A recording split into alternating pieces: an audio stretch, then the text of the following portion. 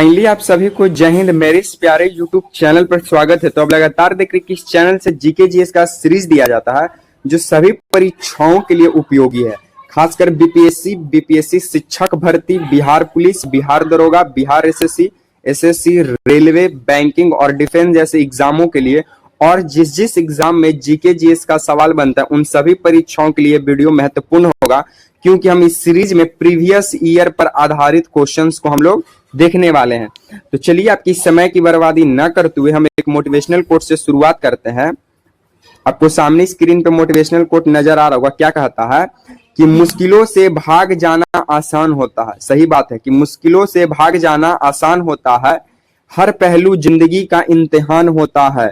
डरने वालों को मिलता नहीं है कुछ भी जिंदगी में, लड़ने वालों को कदमों में जहान होता है। कि मुश्किलों से भाग जाना आसान होता है, एकदम सही है। हर पहलू जिंदगी का इम्तिहान होता है, ये भी सही है।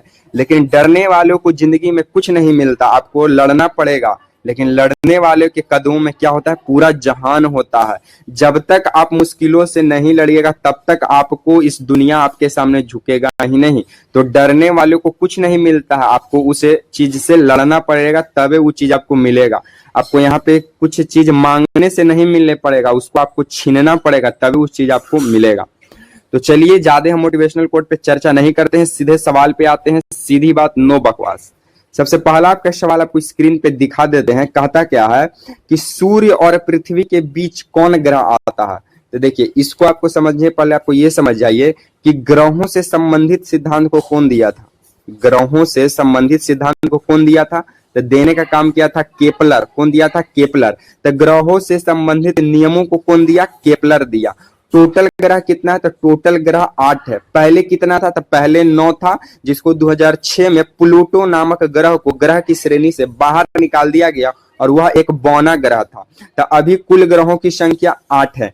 अच्छा, अगर आपसे यहाँ पे यह पूछ दे कि कुल नक्षत्र कितना है, तो कुल नक्षत्र होता है 27 गो। नक्षत्र कितना है? 27 गो। पूछ देगा कि राशि कितना होता है, तो कुल राशि होता है 12 गो।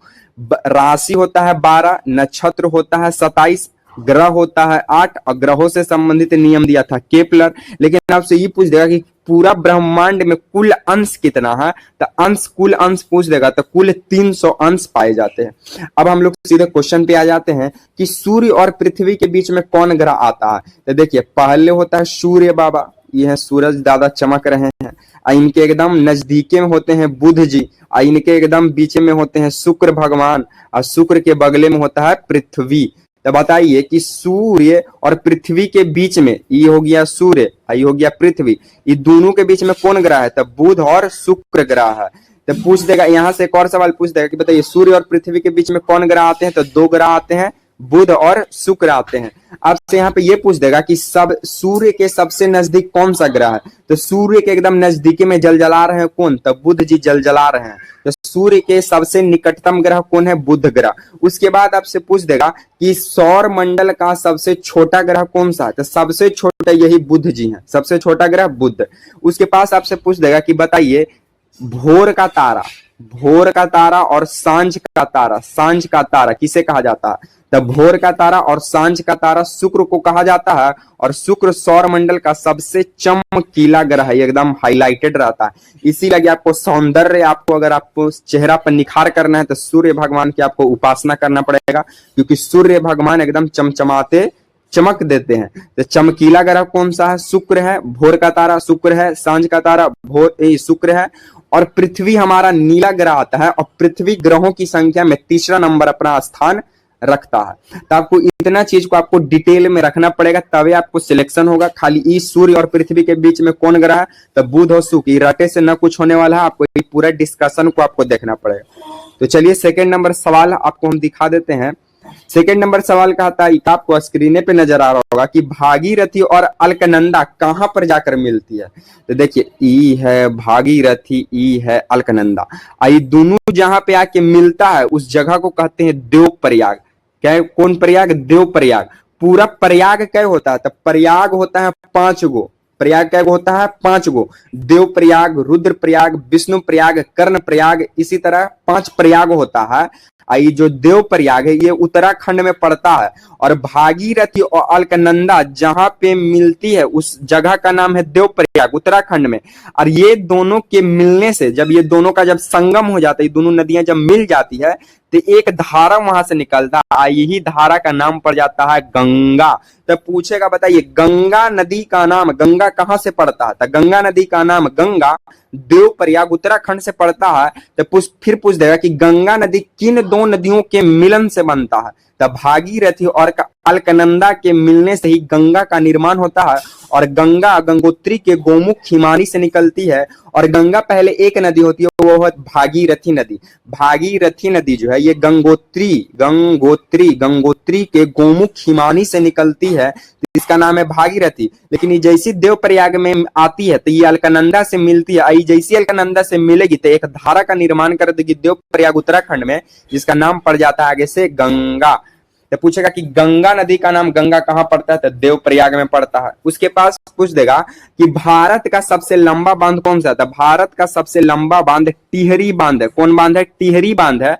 और ये कौन नदी पर है? तो ये भागीरथी नदी पर, यानी हम सीधे कह सकते हैं कि गंगे नदी पर है। तो भारत का सबसे ऊंचा बांध कौन सा है? टिहरी बांध है, जो कि भागीरथी या गंगा नदी पर है। कहां पे है? तो उत्तराखंड में है। कहां पे है? उत्तराखंड में है। उसके बाद आपसे पूछ देगा कि बताइए धौली गंगा, सबसे पहले धौली गंगा विष्णु प्रयाग में किस नदी से मिलती है?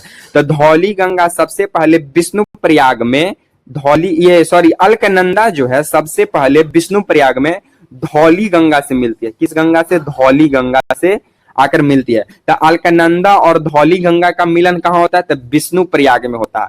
अलकनंदा और धौली गंगा का मिलन यानी संगम कहां होता है? तो विष्णु प्रयाग में होता है। चलिए तीसरा नंबर सवाल हम लोग देख लेते हैं।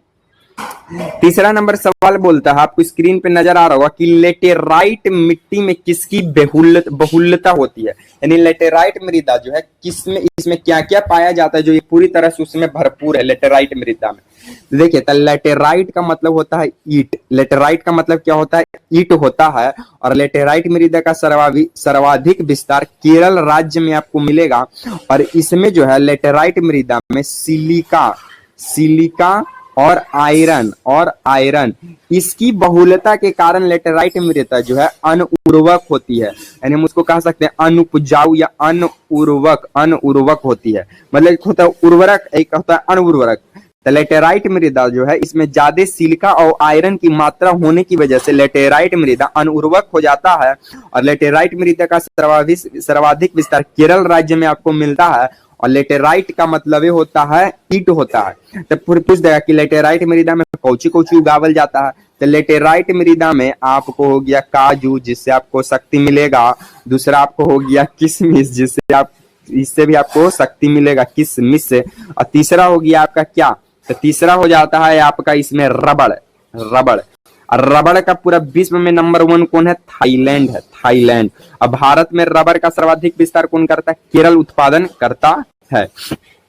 तो लेटेराइट का मतलब होता है ईटा। लेटेराइट मृदा अनुपजाऊ हो जाता है सिलिका और आयरन की मात्रा की वजह से। लेटेराइट मृदा केरल में सबसे ज्यादा है। और लेटेराइट मृदा में काजू, किशमिश, रबड़ का सर्वाधिक उत्पादन किया जाता है। आइए यहाँ पे एक और लिख लीजिए, आपको कॉफी भी हो जाएगा, कॉफी।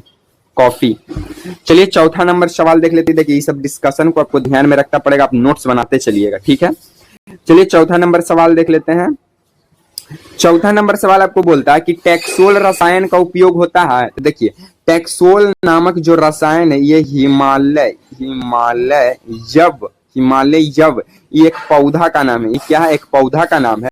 तो टैक्सोल नामक रसायन हिमालय यव पौधा से निकाला जाता है, उसके पत्ती से, उसके टहनी से, उसके जड़ से ये टैक्सोल नामक रसायन निकाला जाता है। और इसका प्रयोग जो है, यूज जो है हम लोग कैंसर के उपचार में करते हैं। किसके उपचार में? कैंसर के उपचार में करते हैं।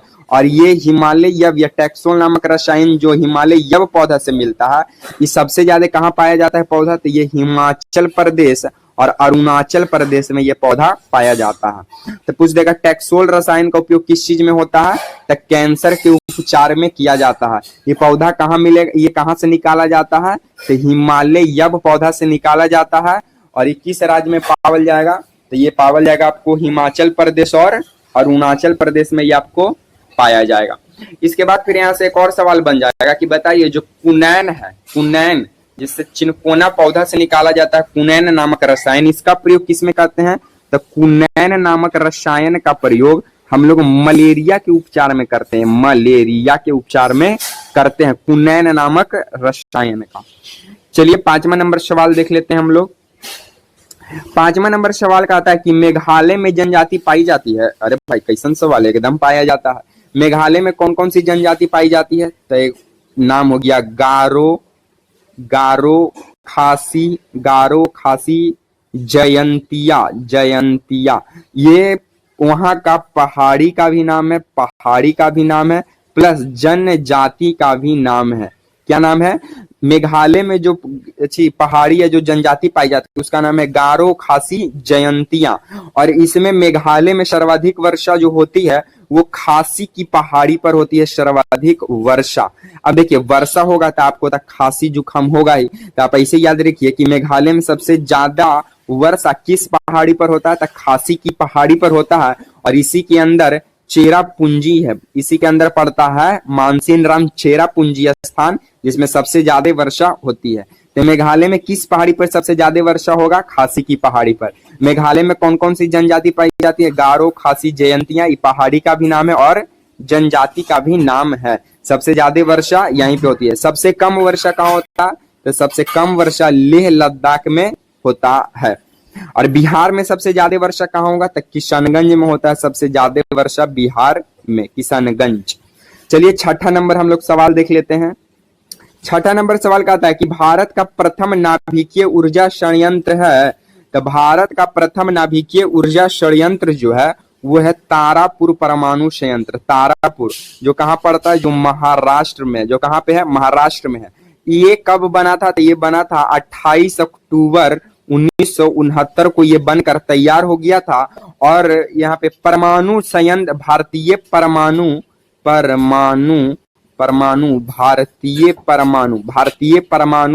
संयंत्र का जो जनक है वो होमी जहांगीर बाभा को माना जाता है। तो भारत में परमाणु संयंत्र का जनक कौन है? तो भारत में परमाणु संयंत्र या कार्यक्रम का जनक होमी जहांगीर भाभा का नाम आता है इसमें सबसे पहले। तो भारत का प्रथम नाभिकीय ऊर्जा संयंत्र तारापुर नाभिकीय ऊर्जा संयंत्र है। कहाँ है? तो महाराष्ट्र में है। इसका उद्घाटन ये कब बना था? तो 28 अक्टूबर 1969 को बना था। और भारत में परमाणु कार्यक्रम का जनक कौन है? होमी जहांगीर बाबा है। और 1969 में ही हमारा इसरो का भी स्थापना हुआ था। ISRO, Indian space research organisation, जो इसकी भी स्थापना 1969 में ही हुआ था। और होमी जहांगीर बाबा कार्यक्रम की स्थापना 1954 में हुआ था। कब हुआ था? 1954 में। यानी BARC, Babha atomic research centre है ना, इसकी स्थापना 1954 में। बाभा एटॉमिक रिसर्च सेंटर की स्थापना कब हुआ? 1954 में। इसरो की स्थापना 1969 में। और परमाणु संयंत्र 28 अक्टूबर 1969 को हुआ था। चलिए हम लोग आगे देख लेते हैं 7वां नंबर सवाल। 7वां नंबर सवाल का था कि एलपीजी में मुख्यतः कौन सी गैस होती है? तो देखिए अगर आपको एलपीजी का मतलब होता है liquid petroleum gas, liquid petroleum gas होता है। और आपको एलपीजी में गैस का नाम याद रखना है तो आप याद रखिए जब एलपीजी गैस खुलता है तो मेरा बीपी हाई हो जाता है। यानी एलपीजी गैस जब खुलता है, ट्रिक है, एलपीजी जब हम गैस खोलते हैं तब मेरा बीपी हाई हो जाता है। तो बी से हो जाएगा ब्यूटेन, अब पी से हो जाएगा प्रोपेन। तो एलपीजी गैस में कौन सी गैस होती है? ब्यूटेन और प्रोपेन गैस होती है। तो आपको ऐसे याद आप रख सकते हैं कि एलपीजी हम गैस खोलते हैं तो मेरा बीपी हाई हो जाता है। बीपी बी से हो जाएगा ब्यूटेन और पी से हो जाएगा प्रोपेन। लेकिन आपको पूछा गया कि एलपीजी में गंध किसकी वजह से आता है? तो गंध जो आता है वो एथिल मरकेप्टेन की वजह से गंध आता है। तो एलपीजी गैस रिसाव में गंध किसकी वजह से आता है? तो एथिल मरकेप्टेन की वजह से आता है। और एलपीजी में दो गैस पाई जाती है, ब्यूटेन और प्रोपेन पाई जाती है। तो आप यहाँ पे याद रखिएगा, ठीक है। चलिए हम लोग 8वां नंबर सवालों की ओर हम लोग आगे बढ़ जाते हैं। 8वां नंबर सवाल का आता है कि भारत में दक्षिणी गंगा के नाम से किसे जाना जाता है? तो भारत में दक्षिणी गंगा के नाम से गोदावरी को जाना जाता है। गोदावरी, इसको जो है बूढ़ी गंगा भी बोलते हैं, बूढ़ी गंगा, साथ में इसको पुरानी गंगा भी बोलते हैं, पुरानी गंगा। तब पुरानी नदी या पुरानी गंगा कौन है? गोदावरी है। बूढ़ी गंगा कौन है? गोदावरी है। सबसे प्राचीन नदी कौन है? गोदावरी है। दक्षिण की गंगा कौन है? गोदावरी है। और दक्षिण भारत की क्या? दक्षिण भारत की सबसे बड़ी नदी दक्षिण भारत की, कहाँ की? दक्षिण भारत की सबसे बड़ी नदी भी कौन है? गोदावरी नदी है। और गोदावरी नदी जो है ये महाराष्ट्र के, कहाँ? महाराष्ट्र के नासिक शहर में त्र्यंबकेश्वर की पहाड़ी से निकलता है। तो गोदावरी नदी कहां से निकलती है? तब महाराष्ट्र के नासिक के अंदर एक पहाड़ी है, त्र्यंबकेश्वर के पहाड़ी से निकलती है। कौन? गोदावरी नदी। और गोदावरी नदी पर एक फेमस बांध है, पुंचपाद परियोजना या पुंचपाद बांध किस नदी पर है? तो गोदावरी नदी पर ही है, तेलंगाना में। तो आपको इतना चीज सर, आपको डिस्कशन और नोट्स बनाते चलना, ये सब बातों को ध्यान में रखना, क्योंकि क्वेश्चन पढ़ने से रिजल्ट नहीं होता। अगर ऐसा होता तो सब क्वेश्चन में पढ़ के जाता, रट के जाता। आपको ये पूरा आपको डिस्कशन देखना पड़ेगा, तब जाके आपको सिलेक्शन मिलेगा। तो चलिए 9वां नंबर सवाल हम लोग देख लेते हैं। 9वां नंबर सवाल क्या कहता कि सूरत अधिवेशन की अध्यक्षता डैश में हुई थी। तो देखिए सूरत अधिवेशन जो है 1907 में होता है। सूरत अधिवेशन कब होता है? 1907 में होता है। और इसकी अध्यक्षता रास बिहारी, नाम पे गौर कीजिएगा, रास बिहारी घोष, क्या चीज? रास बिहारी बोस, ना कि घोष। रास बिहारी बोस नहीं होगा, घोष होगा। रास बिहारी घोष करते हैं। तो सूरत अधिवेशन 1907 में होता है, रास बिहारी घोष करते हैं। और सूरत अधिवेशन में ही कांग्रेस जो है वो दो भागों में बढ़ जाता है। कौन? कांग्रेस दो भागों में बढ़ जाता है, एक नरम दल और दूसरा गरम दल। फिर जाके 1916 में लखनऊ समझौता होता है, जिसकी अध्यक्षता अंबिका चरण मजमूदार करते हैं। इसी में नरम दल, गरम दल और मुस्लिम लीग एक मंच पे आती है और वहां पे मिलन हो जाता है। तो 1907 में कांग्रेस का ब्रेकअप होता है और 1916 में कैचअप यानी मिल जाता है। ठीक है। कांग्रेस की स्थापना कब हुआ था? तो कांग्रेस की स्थापना 1885 में हुआ था। कौन किए थे? तो A.O. ह्यूम किए थे। चलिए हम लोग लास्ट सवाल 10वां नंबर सवाल को हम लोग देख लेते हैं। 10वां नंबर सवाल क्या कहता है कि किसे इंग्लिश खान के नाम से जाना जाता है? तो देखिए इंग्लिश खान जो है कैप्टन हॉकिंस को बोला जाता है, कैप्टन हॉकिंस को बोला जाता है। तो कैप्टन हॉकिंस को क्या कहा जाता है? इंग्लिश खान। इसको उपाधि के इंग्लिश खान का उपाधि कैप्टन हॉकिंस को कौन दिया था? तो जहांगीर दिया था। कौन दिया था? जहांगीर दिया था। और जहांगीर किसका बेटा था? तो जहांगीर अकबर का बेटा था। अब पूछेगा, देखिए भारत आने वाला प्रथम अंग्रेज कौन था? भारत आने वाला प्रथम अंग्रेज था कौन? कैप्टन हॉकिंस था। ये आता है 1609 में। ये कब आता है? 1609 में। लेकिन 1605 में ही अकबर का मृत्यु हो जाता है। फिर अकबर का बेटा 1605 में अकबर का मृत्यु के बाद उसका गद्दी पर बेटा बैठता है जहांगीर। और जहांगीर के ही दरबार में भारत आने वाला प्रथम अंग्रेज कैप्टन हॉकिंस जहांगीर के दरबार में 1609 में पहुंचता है। और जहांगीर के सामने इतना अंग्रेजी बोल रहा था कि जहांगीर इसको कैप्टन हॉकिंस को इंग्लिश खान का उपाधि दे दिया। स्पीकिंग की वजह से, इंग्लिश स्पीकिंग की वजह से जहांगीर कैप्टन हॉकिंस को इंग्लिश खान का उपाधि दे देता है। तो इंग्लिश खान किसे बोला जाता है? कैप्टन हॉकिंस को। कैप्टन हॉकिंस कौन था? तो ये भारत आने वाला प्रथम अंग्रेज था। आई करीबन 2 साल यहां तक रहा था। किसके शासन काल में आया था? जहांगीर के शासन काल में आया। और जहांगीर और अकबर का शासन काल 1556 से लेकर 1605 तक था। फिर मृत्यु के बाद उसका बेटा जहांगीर गद्दी पर बैठता है। तो आपको इतना डिस्कशन को आपको ध्यान में रखना ही पड़ेगा। तो ये वीडियो आपको कैसा लगा आप लोग कमेंट करके जरूर बताइएगा। अगर आपको वीडियो पसंद आता है तो वीडियो को लाइक, शेयर एंड सब्सक्राइब करना चैनल को मत भूलिएगा। इसी तरह के सीरीज के साथ आपसे मिलेंगे नेक्स्ट वीडियो में। तब तक के लिए आप सभी को जय हिंद।